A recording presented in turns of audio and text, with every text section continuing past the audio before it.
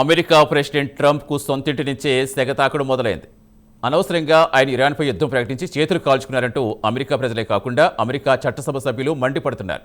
తాజాగా అమెరికాలో కనెక్టికట్ రాష్ట్రానికి చెందిన సెనేటర్ క్రిస్ మర్చి కూడా ట్రంప్పై తీవ్రస్థాయిలో ధ్వజమెత్తారు.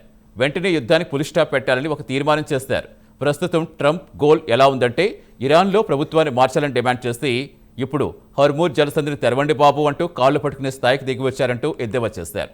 యుద్ధానికి ముందు హోర్ముజ్ జలసంధి తెరిచే ఉందిగా అంటూ మర్ఫీ ట్రంప్కు చురకలంటించారు. మీరు సృష్టించిన సంస్థకు మీరే రోజుకు $2 బిలియన్ అంటే సుమారుగా 19,000 కోట్ల ప్రజల సొమ్మును వృధా చేస్తారని మండిపడ్డారు. ఇంకా ఆయన ఏమన్నారో చూద్దాం.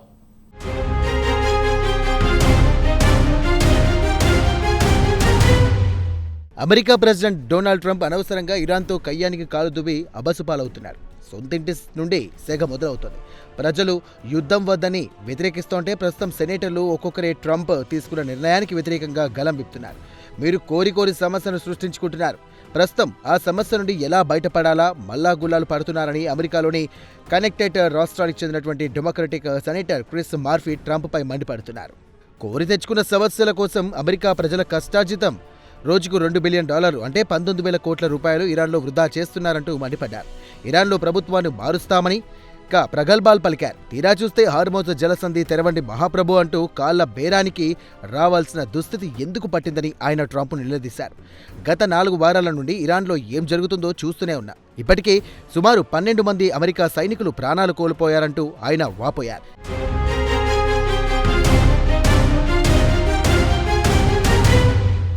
ఇరాన్తో యుద్ధాన్ని ఆపేందుకు ఓటింగ్ జరిపించాలని ఒత్తిడి జరుగుతున్నటువంటి తరుణంలో తాజాగా డెమోక్రటిక్ సెనేటర్ క్రిస్ మార్ఫీ ట్రంప్కు వ్యతిరేకంగా గలం విప్పారు. కాగా మంగళవారం సాయంత్రం సెనేట్ మరోసారి తీర్మానాన్ని అడ్డుకుంది. అయితే మార్ఫీ చెప్పేదే ఏంటంటే ప్రజల మద్దతు లేకుండా కాంగ్రెస్ అనుమతి లేకుండా యుద్ధానికి ఎలా వెళ్తారని ట్రంప్ను నిలదీస్తున్నారు. ఇక పనిలో పనిగా ఆయన కాంగ్రెస్పై కూడా ఆయన తన అసహనం వ్యక్తం చేశారు. రాజ్యాంగం ప్రకారం కాంగ్రెస్కు అన్ని రకాల అధికారాలు ఉన్నప్పటికీ 4 రోజుల నుండి జరుగుతున్నటువంటి యుద్ధం గురించి ట్రంప్ను ప్రశ్నించకుండా చోద్యం చూడడం పట్ల మార్ఫీ అసంతృప్తి వ్యక్తం చేశారు. అందుకే ఆయన కనెక్టికట్ డెమోక్రటిక్ సెనేటర్ హోదాలో మరికొంతమంది చట్టసభ సభ్యులతో ఒక తీర్మానం చేయించి యుద్ధానికి సంబంధించి పదే ఓటింగ్ జరపాలని ఒత్తిడి చేస్తున్నారు. ఇక అసలు విషయానికి వస్తే సెనేట్లో డెమోక్రట్లకు మెజార్టీ లేదు, రిపబ్లికన్లకు మెజార్టీ ఉంది. తీర్మానం వచ్చినప్పుడల్లా వారు తమ మెజార్టీతో అడ్డుకుంటున్నారు. దీంతో పాటు ట్రంప్ కాంగ్రెస్ అనుమతి తీసుకోకుండానే నేరుగా ఇరాన్పై దాడులు చేయడం మొదలుపెట్టారు.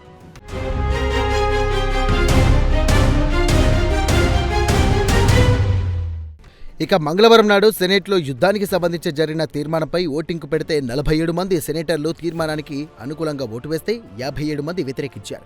రిపబ్లికన్లకు మెజార్టీ ఉంది కాబట్టి తీర్మానం వీగిపోయింది. దీంతో ట్రంప్ మరింత రెచ్చిపోయి ఇరాన్పై దాడులు చేస్తున్నారు. వాస్తవానికి ఆయన కాంగ్రెస్ అనుమతి తీసుకుని యుద్ధానికి వెళ్లాల్సి ఉంటుంది. అయితే ప్రెసిడెంట్గా ఆయనకు కొన్ని విశేష అధికారాలుంటాయి కాబట్టి దాన్ని అడ్డుపెట్టుకుని ఆయన ఇరాన్పై నిరంతరం దాడులు చేస్తూనే ఉన్నారు.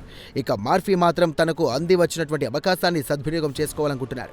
వాస్తవాలు ప్రజలకు తెలియజెప్పాలని అనుకున్నారు. యుద్ధం వల్ల గ్యాస్ ధరలు చుక్కలంటాయని, ఇక పెంటగాన్ అధికారులు యుద్ధం కోసం కాంగ్రెస్ను మరో $200 బిలియన్ అంటే మరో 19 లక్షల కోట్లు కావాలని అడుగుతున్నారని మార్ఫీ దుయ్యబట్టారు. ప్రస్తుతం అత్యంత విషాదకరంగా సాగుతున్నటువంటి యుద్ధంపై చర్చించడానికి ఇది చక్కటి అవకాశమని ఆయన మంగళవారం నాడు సెనేట్లో తీర్మానంపై ఓటు వేయడానికి కొన్ని ముందు యూజ్ క్యాపిటల్లో మీడియాతో మాట్లాడుతూ చెప్పుకొచ్చారు.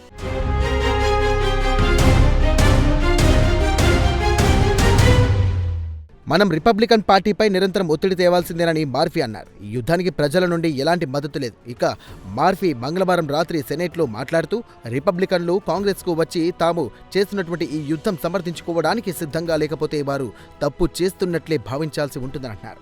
ఇక ఆయన మరోమారు ట్రంప్ను కాంగ్రెస్కు వచ్చి తన వాదన వినిపించాలని కోరారు. 4 రోజుల క్రితం మిడిల్ ఈస్ట్లో యుద్ధం ప్రారంభమైనప్పటి నుండి ఉభయ సభల్లో ఓటింగ్ జరగడానికి చేసినటువంటి కసరత్తు అంతా విఫలమైంది. న్యూజెర్సీకి చెందిన సెనేటర్ కోరీ బుకర్ నేతృత్వంలో గత వారం జరిగినటువంటి తాజా ప్రయత్నాన్ని కూడా రిపబ్లికన్ సెనేటర్లు అడ్డుకున్నారు. యుద్ధాన్ని ఆపించడానికి డెమోక్రట్లు తీర్మానం ద్వారా ఓడించాలనుకున్న రిపబ్లికన్ పార్టీ సెనేటర్లు అడుగడుగునా అడ్డుకుంటున్నారు. అయితే వియత్నాం యుద్ధం సమయంలో మాత్రం ఒకసారి అధ్యక్షుడిని వీటో ద్వారా అడ్డుకోగలిగారు. ఆ తర్వాత అమెరికా ప్రెసిడెంట్లు ఏకపక్షంగా యుద్ధానికి దిగుతున్నారు.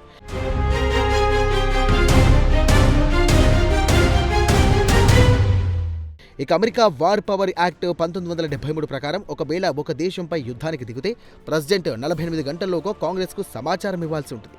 ఎందుకు యుద్ధానికి వెళ్లాల్సి వచ్చిందో దానికి కారణం కూడా చెప్పాలి. అలాగే 60 రోజుల వరకు మాత్రమే యుద్ధ రంగానికి సైనికులు పంపించే అధికారం ఉంటుంది. ఒకవేళ కాంగ్రెస్ అనుమతి లభించకపోతే 30 రోజుల్లోగా యుద్ధ రంగం నుండి సైనికులు వెనక్కి రప్పించాల్సి ఉంటుంది.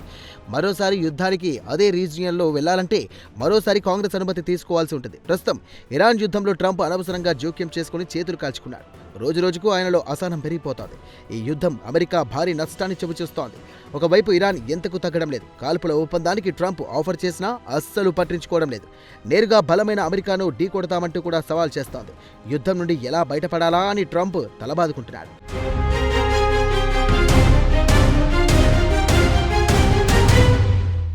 ఇక ఇరాన్కు 5 రోజుల గడువు ఇచ్చి హార్మోజ్ జలసంధి నుండి ఆయిల్ ట్యాంకర్లు అనుమతించాలని కోరారు. లేదంటే ఇరాన్లోని విద్యుత్ ప్లాంట్లను, ఎనర్జీ ఇన్ఫ్రాస్ట్రక్చర్స్ను ధ్వంసం చేస్తారని హెచ్చరించారు.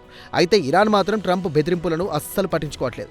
ఒకవేళ తమ విద్యుత్ ప్లాంట్లపై దాడులు చేస్తే మీ మిత్ర దేశాలపైన అంటే గల్ఫ్ దేశాలను మొత్తం ధ్వంసం చేస్తామంటూ ఇరాన్ కౌంటర్ ఇచ్చింది.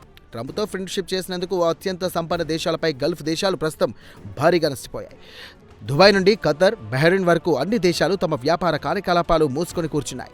దుబాయ్లో పెద్ద పెద్ద బిల్డింగ్లు ధ్వంసమయ్యాయి. ఇన్వెస్టర్లు దుబాయ్ నుండి పారిపోతున్నారు. ఇక మరోమారు ఇరాన్ దాడి చేస్తే ఇక తట్టుకోలేమని గల్ఫ్ దేశాలు భయంతో వణికిపోతున్నాయి.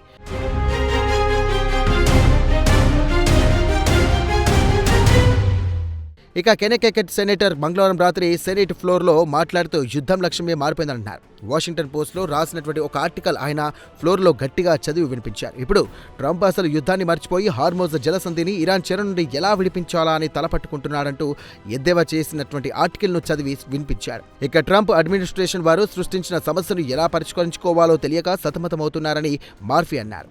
ఇక యుద్ధం ప్రారంభమైనప్పటి నుండి మార్ఫీ మాత్రం యుద్ధానికి వ్యతిరేకంగా గళం విప్పుతూనే ఉన్నారు.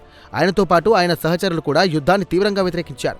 యుద్ధానికి సంబంధించి కాంగ్రెస్ అనుమతి పొందే వరకు సెనేట్లో యుద్ధానికి సంబంధించి చట్టపరమైన ఎలాంటి తీర్మానాలు చేయరాదంటూ ఆయన వాదిస్తున్నారు. ఇక ట్రంప్ అడ్మినిస్ట్రేషన్ కాంగ్రెస్ అనుమతి తీసుకోకుండా యుద్ధానికి వెళ్ళింది. సెనేట్లో మెజార్టీ ఉంది కాబట్టి చెల్లుబాటు అవుతుందని ఏకపక్షంగా నిర్ణయాలు తీసుకుంటోంది. దీన్ని డెమోక్రాట్లు నిలదీస్తున్నారు. అయినా ట్రంప్ మొండివాడు కదా, అవేమీ పట్టించుకోడు.